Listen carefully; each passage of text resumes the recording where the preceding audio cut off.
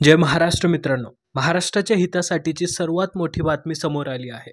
मातोश्रीवर जल्लोषाचा माहोल असून अखेर त्या 20 जणांचा अधिकृतपणे उद्धव ठाकरे यांच्या शिवसेनेत प्रवेश होणार आहे.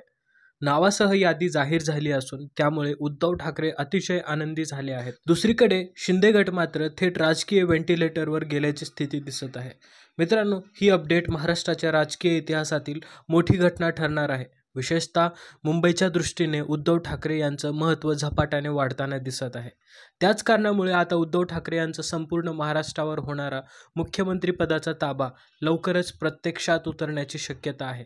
नक्की काय घडलंय आणि भारतीय जनता पक्षाला जवळ करून उद्धव ठाकरेंनी नेमकं कोणतं राजकीय यश मिळवलंय हे सविस्तर पाहूया. देशाच्या राजकारणातील ही सर्वात मोठी बातमी असून मुंबईसह संपूर्ण महाराष्ट्रात शिवसैनिकांसाठी जल्लोष आणि आनंदोत्सव साजरा करण्यासाठी घटना ठरली आहे. मित्रांनो, जर तुम्ही उद्धव ठाकरे यांच्या शिवसेनेचे कट्टर शिवसैनिक असाल तर तुमचा अभिमान खाली कमेंटमध्ये नक्की व्यक्त करा. मित्रांनो, उद्धव बाळासाहेब ठाकरे शिवसेना म्हणजेच UBT हे नाव कमेंटमध्ये लिहायला विसरू नका, कारण महाराष्ट्रात आता निवडणुका जवळ आल्या आहेत आणि या निवडणुकांच्या पार्श्वभूमीवर शिवसैनिकांची फौज उद्धव ठाकरे यांच्या मागे किती खंबीरपणे उभे राहते हे पाहणं खूप महत्त्वाचं आहे. महाराष्ट्राचं राजकारण आज वेगवेगळ्या दृष्टिकोनातून नव्या पद्धतीने ओळखलं जात आहे. प्रत्येक नेता आपली भूमिका मांडतोय, पण कोणता नेता कुठल्या पक्षात किती काळ टिकेल हे सांगणं आज अत्यंत कठीण झालंय, कारण गद्दारीचं प्रमाण दिवसेंदिवस वाढत चाललेलं आहे आणि ते आपण सर्वजण पाहतो आहोत. यामुळे सर्वसामान्य कार्यकर्त्यांच्या मनात प्रश्न निर्माण होतो, आता नेमकं कोणाच्या मागे उभं राहायचं, यांच्या की त्यांच्या? मित्रांनो, जर तुम्ही खरेखुरे शिवसैनिक असाल तर खाली उद्धव बाळासाहेब ठाकरे शिवसेना UBT म्हणून आपला ठाम पाठिंबा व्यक्त करा. म्हणूनच लोकांना सतत असं वाटतं की हा नेता कधी दुसऱ्या पक्षात जाईल का? या सगळ्या घडामोडींमुळे महाराष्ट्राच्या राजकारणात भारतीय जनता पक्ष आता शिंदे गटाला अडचणीत आणण्याचा प्रयत्न करत आहे. खरं तर हे नवीन नाही, कारण भाजपने गेली अनेक वर्ष महाराष्ट्रात हाच डाव साधण्याचा प्रयत्न केला आहे. दुर्दैव असं की उद्धव ठाकरे यांची शिवसेना तब्बल 25 वर्ष भाजप सोबत राहिली, पण आता उद्धव ठाकरेंना स्पष्टपणे समजलं आहे की एखादा पक्ष पुढे जात असताना त्याला मागे खेचण्याचं काम भाजप कुशलतेने करते. एखादा नेता राजकारणात पुढे सरसावतोय, लोकांचा पाठिंबा मिळवतोय, तर त्याला थांबवायचं कसं, रोखून धरण्याचं कसं, हे भाजपच्या केंद्रीय नेत्यांकडून शिकायला मिळतं. आणि एखादा पक्ष मुळासकट कसा फोडायचा ही देखील नीती भाजपच्याच नेत्याकडून शिकावी. म्हणजे जेवढ्या अशा गोष्टी आहेत त्या भाजप अंमलात दरवर्षी आणते, दरवेळी आणते. याचमुळे आता महाराष्ट्रात देखील भारतीय जनता पार्टीला खूप मोठा धक्का बसण्याची शक्यता होती, परंतु त्यांनी तो धक्का एकनाथ शिंदे यांच्या शिवसेनेकडे पाठवला आहे. आणि मित्रांनो, आता 20 जणांची खूप मोठी यादी महाराष्ट्राच्या राजकारणामध्ये राजकीय भूकंप करणार का, हा मोठा सवाल महाराष्ट्रासमोर पडलाय. आणि ते कोणते कोणते आमदार आहेत जे साथ सोडणार आहेत पक्षांची? मित्रांनो, महाराष्ट्रात शिवसेना ठाकरेंचं वादळ या निवडणुकीमध्ये घुमणार असून दोन्ही ठाकरे बंधू मुंबईसह महाराष्ट्रात निवडणुका लढतील. हे ज्या 40 आमदारांनी उद्धव ठाकरेंशी बंडखोरी केली, बेईमानी केली, त्या नेत्यांना हे कदापिही माहीत नव्हतं. आगामी काळामध्ये ठाकरे बंधू एकत्र येतील असा प्रकारचा त्यांच्या मनामध्ये कोणत्याही प्रकारचं काहीच कारस्थान नव्हतं. परंतु सध्या मात्र दोन्ही बंधू एकत्र आले आणि महाराष्ट्रासाठी ती नवल वाटणारी गोष्ट ठरली. त्याच कारणास महाराष्ट्र या गोष्टींकडे खूप आनंदाने पाहतो. हे नेते घाबरटपणे पाहतायत, कारण जर या दोन्ही नेत्यांनी एकत्र येण्याचा प्लॅन जर केला तर मात्र महाराष्ट्रात आमदारांचं, खासदारांचं काहीच चालणार नाही हे त्यांना बऱ्यापैकी माहीत आहे.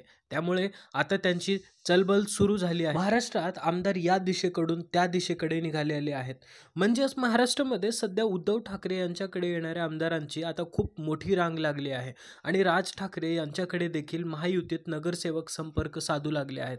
मित्रांनो, शिवसेनेचा निकाल लागेल तेव्हा लागेल, पण पक्षाच्या चिन्हाचा निकाल लागेल तेव्हा लागेल.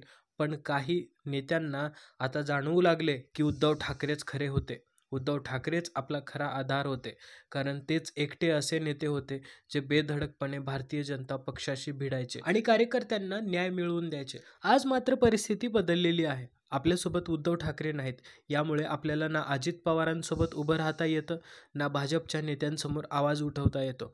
हीच जाणीव, हीच पोकळी अनेकांना आतून सतावत आहे.